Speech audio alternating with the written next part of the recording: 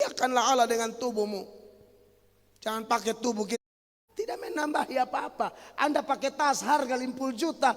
Itu tidak menambah nilai dirimu. Anak Tuhan punya prinsip jelas. Nilai diri kita, harga diri kita tidak tergantung apa yang kita miliki. Tapi siapa yang memiliki kita. Beri tepuk tangan yang meriah bagi Allah. Siapa sih yang memiliki kita? Yesus. Darahnya lebih mahal dari emas, perak.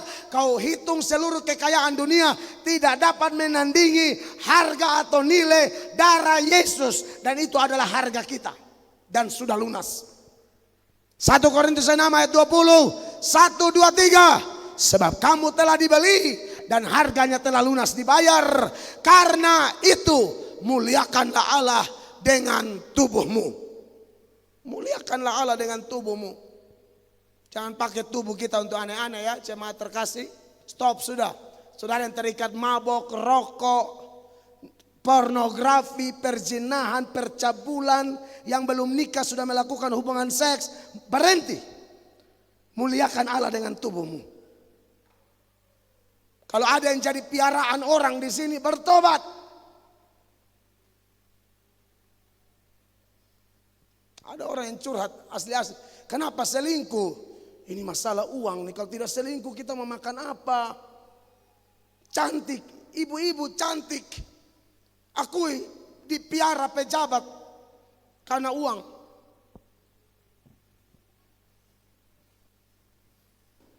Bisa pikir mau makan apa kalau tidak karena piara.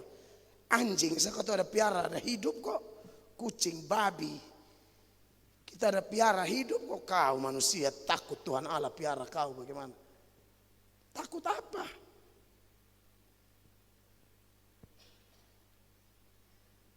Poin kedua dan terakhir. Koreksi datang kepada sang nabi supaya kembali kepada tujuan Tuhan. Pada waktu Tuhan bertanya dengan lembut, apa kerjamu di sini Elia? Elia balas begini di ayat 10 dan 14.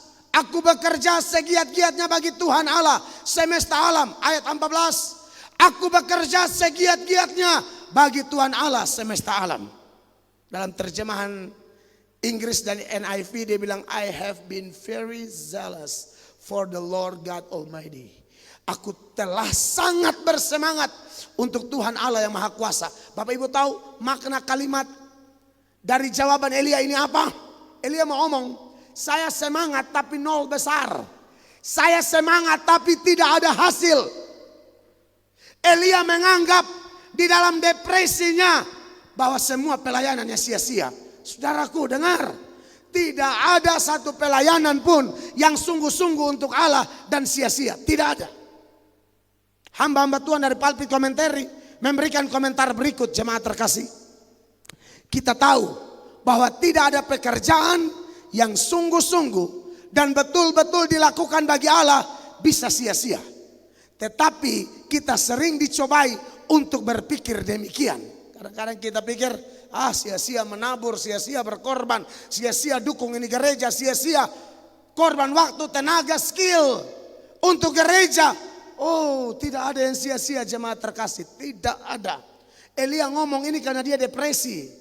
Saudara jangan depresi kayak begitu. Kalaupun saudara pernah depresi mirip dia, ayo bangkit saudaraku. Dilanjutkan demikian dari Pulpit Commentary, merupakan sesuatu yang menghibur kita untuk mengingat pada masa depresi bahwa nabi yang terbesar melihat sedikit atau tidak ada buah dari jeripayanya. Tapi kemudian Tuhan meresponi kondisi Elia yang merasa dia kerja tidak ada hasil. Tuhan bilang, siapa bilang? Saya tinggalkan 7.000 orang yang tidak menyembah Baal. Baca ayat ini dalam 1 Raja-Raja pasal 19. Dalam 1 Raja-Raja pasal 19 ayat 18. Ayat 18-nya. Di atas. 1 Raja-Raja itu di bawah, di atas. Ya, silakan. Tetapi aku akan meninggalkan 7.000 orang di Israel, Ya. yaitu semua orang yang tidak sujud menyembah Baal dan yang mulutnya tidak mencium dia. Elia pikir tidak ada hasil, Tuhan memang tidak ada apa. Karena dia lawan, dia pikir semua sudah sembah Baal. Tidak, pemberitaan Elia itu berdampak. Tuhan khususkan 7.000 orang. Satu gereja 1.000 orang aja hebat, apalagi 7.000 orang. Hidup kudus semua. Anda bayangkan 7.000 orang bersatu hati. Doa, saya yakin Tuhan bekerja luar biasa. Dan ini dikutip lagi oleh Paulus dalam Roma pasal 11 ayat 2 sampai ayat 4. Allah tidak menolak umatnya yang dipilihnya. Ataukah kamu tidak tahu apa yang dikatakan kitab suci tentang Elia waktu ia mengadukan Israel kepada Allah? Iya, dia bilang apa? Ayat 3. Tuhan, nabi-nabimu telah mereka bunuh, mesbah-mesbahmu telah mereka runtuhkan. Hanya aku seorang dirilah yang masih hidup dan mereka ingin mencabut nyawaku. Tuhan kuatkan dia dengan ayat 4 dalam kutipan Rasul Paulus ini. Tetapi bagaimanakah firman Allah kepadanya? Ya, Aku masih meninggalkan 7.000 orang bagiku yang tidak pernah sujud menyembah Baal. jadi tidak ada pelayanan yang sia-sia. Jemaat, saudara pernah doakan orang, injili orang, ajak orang, firman Allah yang pergi tidak akan kembali dengan sia-sia. Yang pertama, bisa mempertobatkan orang itu. Dan yang kedua, kalau dia tidak bertobat, firman itu akan menjadi hakim buat dia. Dia tidak akan ada alasan ketika menghadap pengadilan terakhir, lalu dia bilang, tidak ada yang ajak, tidak mungkin. Saudara sudah diajak, saudara yang kepala batu. Tidak ada yang suruh saya berhenti mabok, tidak mungkin. Sudah ada, Anda yang melawan. Jadi Anda tidak bisa berdalih di pengadilan. Tidak bisa. Dosa apa yang kita belum tegur ini gereja? Semua. Jadi tidak ada dalil. Pergi lalu bilang, saya belum pernah dengar. Langsung sorga buka rekaman. Weh buta, lu lihat itu. Malaikat bebek terama salun. Belum pernah. Setelah malaikat cek, zoom bye-bye. Tidur.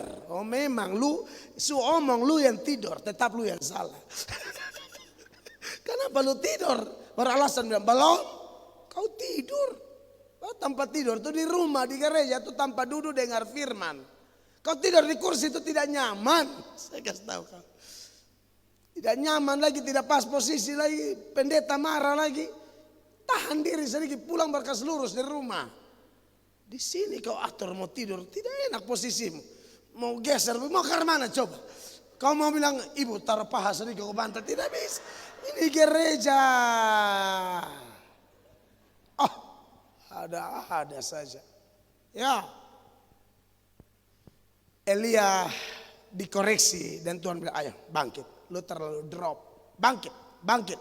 Makanya di ayat-ayat berikut, di 1 Raja-Raja 19 ayat 15 itu, dikatakan ayat 15, pergilah, kembalilah. Lompat langsung di, bukan, yang berikut lagi supaya kita agak cepat, saya intinya saja.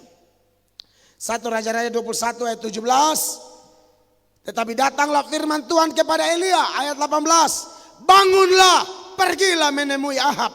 Kau harus khotbah terus kepada Ahab tuh. Dan saya juga akan berteriak terus kepada semua oknum pejabat yang tidak bertobat di NTT. Saya tidak tahu dengan orang lain. Saya akan hantam kalian. Saya siap lawan kalian. Saya siap lawan kalian. Saya tidak peduli. Saya tidak mau makan kolete buta-buta. Tuhan kasih saya hidup ini supaya bicara lawan mereka. Penjahat-penjahat itu bikin kacau di negeri. Coba pejabat siapa yang berani bilang dia bertobat atau dia tidak selingkuh. Coba buktikan. Supaya kami coblos kamu nanti. Tidak ada yang berani, jarang. Saya bilang, semua ada perempuan piara tuh. Kebanyakan, betul. Siapa coba dia berani omong? Kau malaikat cek ke dia kasih mati sekarang. Lu putar balik lu.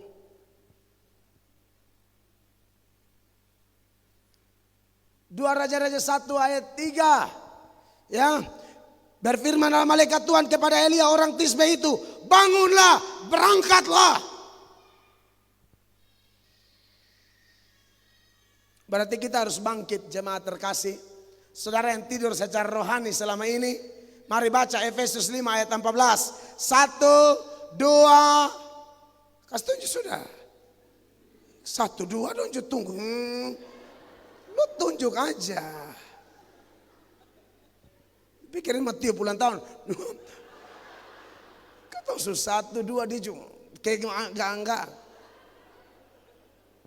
Efesus 5 ayat 14, 1, 2, 3. Itulah sebabnya dikatakan, bangunlah hai kamu yang tidur dan bangkitlah dari antara orang mati dan Kristus akan bercahaya atas kamu. Jemaat, semua termasuk pejabat-pejabat kalau dengar. Kalau Anda terlalu tidur dalam dosa, ayo bangkitlah, bertobatlah. Saya tegur tapi saya juga doakan kalian dan berharap kalian berubah. Jemaat juga. Kenapa saudara bilang, kenapa Pamel omong pejabat? Karena ini kan live. Kalau mereka tidak dengar, mereka kaki tangan dengar. Biar mereka kasih tahu, saya memang sengaja. Masa tidak live baru saya berkuar-kuar, buat apa? Saya tahu di radio ada putar. Masa kalau hanya kaum pria saya omong begitu, tidak live. Omong pelan-pelan, bagaimana sehat semua. Ingat, banyak berdoa, gitu aja udah. Orang cuma kita-kita. Kalau live, saya pasti ngomong karena cinta. Ayat paling terakhir, Roma pasal 12 ayat 11, sama-sama 1, 2, 3. Janganlah hendaknya kerajinanmu kendor, biarlah rohmu menyala-nyala dan layanilah Tuhan. Iman itu bertumbuh dari mendengar firman Allah. Tapi tahukah Anda, iman juga bisa bertumbuh dari pelayanan.